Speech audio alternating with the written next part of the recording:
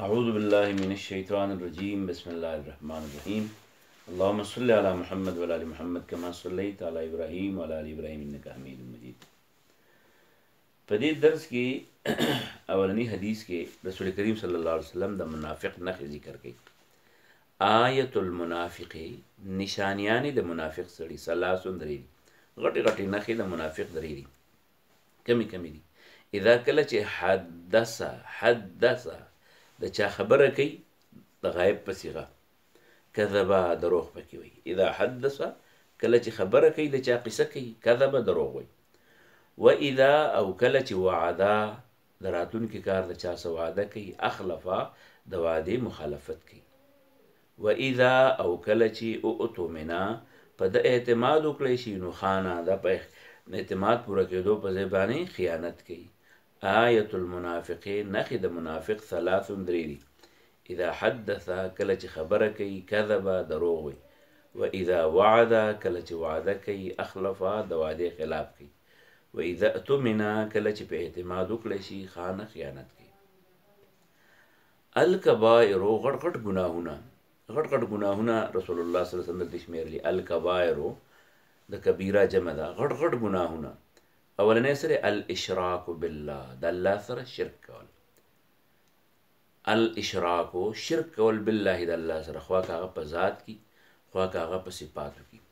په صفاتو کې هغه د رزق په معاملې کی، د پالنې په معاملې کی، د حکم په معاملې کی، د تصرف په معاملې کی، په دعا کی، په نظر و نیاز کی. خو چې د الله سره څوک په دغه صفاتو کې شریک ګڼي، لیته وی الاشراک بالله، شریک ګڼل د الله سره. وعقوق الوالدین، عقوق عق نافرمانی ته وي. وعقوق الوالدین او د مور او پلار نافرمانی کول. وعقوق الوالدین او د مور او پلار نافرمانی کول. وعقوق الوالدین او نافرمانی کول د مور او پلار. نافرمانی څه ته وي؟ نافرمانی وي مور او پلار ته نقصان رسول، ایذاؤهما هغې ته تکلیف رسول، وعصیانهما او د هغې د خبرې خلاف کول. په هغې کار کې لیس به بأس فی الشریعت، چې په شریعت کې د هغې د حرمت څه حکم نه دی راغلی. دا مې په دې وجه باندې ووی چې کله کله مور او پلار د ګناه خبره سړي ته کوي، نو بیا یا دا ده چې په خولې ورته ښې خبرې کوي، خو په عملا د هغه کې دا تکلیف ورته رسوي. نو عقوق وایي مور او پلار ته تکلیف رسول، او په کوم کار کې چې د شریعت پابندي نشته، په هغې کې د هغې مخالفت کول، دې ته څه عقوق ورته وایي. الکبائر غټ ګناهونه، الاشراک شرک کول بالله د الله سره، وعقوق الوالدین او نافرمانی کول، تکلیف رسول مور او پلار ته. وقتل النفس او بل وجل دي د چا، وقتل النفس او وجل دي د چا، نفس وجل، نفس وځي روح ته. والیمین الغموس او د دروغو قسم. یو ته وایي یمین منعقد، یو ته وایي یمین غموس، یو ته وایي یمین لغو.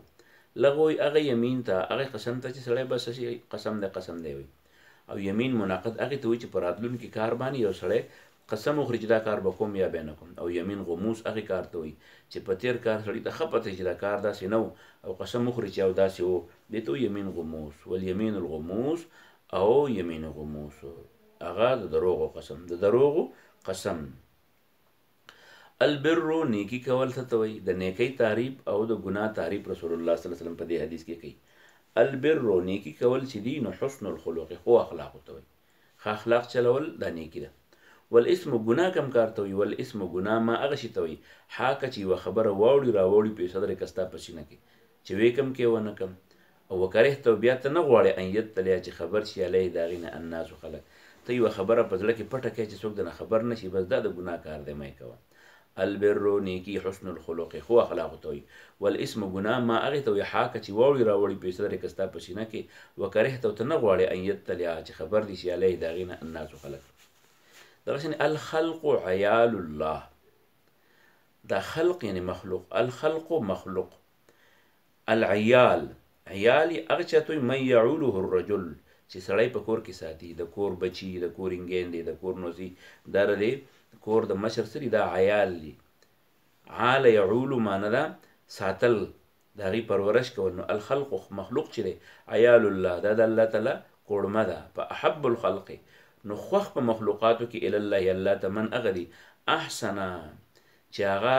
ښېګړه کوي الی عیاله د الله تعالی د مخلوق سره د الله د مخلوق په مخلوقاتو کې یوازې انسانان نه دي سپي پکې دي ځناور نور پکې دي پرندې پکې دي فصلونه دي نو دا ټول احب الخلق خوښ مخلوق الی الله الله ته من هغه دی احسنا چې هغه ښه سلوک کوي الی عیاله د الله تعالی د عیال سره د مخلوق سره المسلم مسلمان سره من هغه دی سلمه چې محفوظ وي المسلمون نور مسلمانان من لسانه دغه د ژبې نه و یده دغه د لاس نه نو مسلمان هغې ته وایي چې د هغه نه نور مسلمانان محفوظ دي د هغه د شرونو نه که شر د ژبې د هغې نه محفوظ دي غیبت نه الزام نه دروغو نه د دې نه محفوظ دي او یده د هغه د لاس نه د قتل نه د جګړې نه د دې هر څه نه محفوظ دي المسلم پوره مسلمان من حقیقي مسلمان من هغه دی سلمه چې محفوظ وي المسلمون نور مسلمانان من لسانه د هغه د ژبې نه و یده د هغه د لاس نه والمؤمنو مسلمان سړی چې نه پېژني په څه به پېژني من هغه دی امینه چې محفوظ وي د ده نه په امن کې د ده نه الناسو خلک تر ده متعلق وي پلانی به دې خوب کي وایي هغه څوک نه خوبوي پلانی به ورته کنځلي وکړي هغه څوک کنځلي چاته نه کوي پلانی به ورته جګړه وکړي هغه چا سره جګړه نه کوي نو د مؤمن یو صفت دا دی چې د کلي خلک د علاقې خلک د ملک خلک د هغه د شر نه ځان محفوظ ګڼي والمؤمن مؤمن من هغه دی امینه چې محفوظ وي د ده نه الناسو خلک علی دمائهم د وینو په باره کې و اموالهم د مال په باره کې مجاهد چاته وي والمجاهد مجاهد من هغه سړی دی جاهد چې هغه اول جهاد کوي نفسه د ځان سره د بل سره د جهاد کولو په دی د بل سره د مقابلې کولو په دی اول له خپل زړه سره مقابله وکړي جاهد جهاد وکړي یعنې مقابله وکړي نفسه د خپل انا سره فی طاعت الله د الله په تابعدارۍ کې والمهاجر مهاجر چاته وي مهاجر معنی خو د هجرت معنی د پرېښودل نو مهاجر پرېښودل د ګناه من هغه سړی دی والمهاجر مهاجر په حقیقت کې من هغه سړی دی حجره چې هغه پرېږدي الخطایا ګناهونه خطاګانې و ذنوب او ګناهونه والمهاجر مهاجر من هغه دی حجره چې پرېږدي الخطایا خطاګانې و ذنوب او ګناهونه دا یو قاعده کلیه ده چې د دوو کسانو جګړه راشي نو ګواهان به څوک پیش کوي نو رسول الله صلی الله علیه وسلم فرمایي البینة ګواهان پیش کول دی علی المدعی چې چا دعوه کړې ده مدعی وایي دعوه کوونکي ته ګواه به پیش کوي څوک المدعی دعوه کوونکي والیمین او قسم بچالی علی المدعی علی په هغه چا باندې هغه دعوه شوې ده والیمین او قسم دی علی په هغه چا باندې المدعی علی چې په هغه باندې دعوه کړې شوې ده نو قسم پچالی په مدعی دی او ګواه پچالی په مدعی دی مدعی به ګواه پیش کوي که د مدعی وایي چې زه ګواه نشم پیش کولی نو بیا څه دی بیا به مدعی قسم وخوري چې او زه قسم خورم چې دا د ما دی المؤمن مرآت المؤمن مرآت چې دی نو دا شیشې ته وایي عین ته وایي نو په عین کې سړی بیرته ښکاري خپل مخ ورته ښکاري نو یو مسلمان د بل مسلمان آینه ده مطلب دا مسلمان دی بل ته وګوري که په بل کې کم کارونه بدې ښکارېده دی هم نه کوي کم کارونه په هغې کې ښایسته ښکاري دله هم پکار چې کوي المؤمن مسلمان سړی مرآتو دا آینه ده المؤمن د بل مسلمان دپاره والمؤمن یو مسلمان اخو المؤمن دا رور دی د بل مسلمان یکف ساتي به عنه ردنه ضیعته خپل هلاکت ضایع کېدل او هلاکت مؤمن چې دی د بل مسلمان رور دی نو یکف دی به ځان بندوي عنه د هغه نه ضیعته د هغه د هلاکت نه داسې کار به نه کوي چې رور هلاک کړي روغ تباه کړي د رور مال وخوري نو یکف دی به بندوي ځان عنه د هغه نه ضیعته د هغه د هلاکت نه ویهوتو او ګیره به اچي من ورائه د هغه نه چاپېره د مسلمان حفاظت به کوي ویهوتو او دیوال کېږي به من ورائه د هغه شاته المؤمنون کرجل واحد ټول مسلمانان د دې مثال د یو سړي دی ان اشتکا که چېرته یو سړي تکلیف جوړ شي عینه په سترګه کې یو سړي سترګې کې تکلیف دی نو اشتکا کله ټول بدن یې په تکلیف وي نو دغه شان ټول مسلمانان که د برما دي که د بوسنیا دي که د پاکستان دي او که د افغانستان دي چې په یو ځای کې په مسلمان تکلیف وي د بل ځای مسلمان به دا محسوسوي المؤمنون ټول مؤمنان کرجل په شانتې د سړي واحد یو دي ان اشتکا کله چې شکایت وکړي عینه د سترګه نو اشتکا په تکلیف شي کله ټول بدن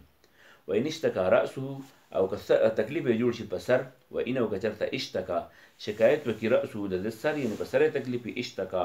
نو بیا تکلیف وي کله ټول بدن ته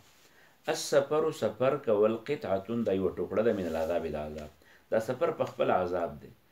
په دې وجه باندې د سفر په ځای باندې بل حدیث کې راځي چې د یو سړي غټه خوشبختي دا ده چې رزق یې الله تعالی په بلده په خپل کور کې وګرځي. السفر سفر قطعه دا ټوکړه د من العذاب د عذاب یمنع منکی احدکم د یو تن ستاسو نه نومه دغه خوب و طعامه دغه خوراک و شرابه دغه اسکاک. د سفر په وجه باندې د سړي د خوب، د سړي د خوراک او د سړي د اسکاک ټایم ټیبل ټول بدلی.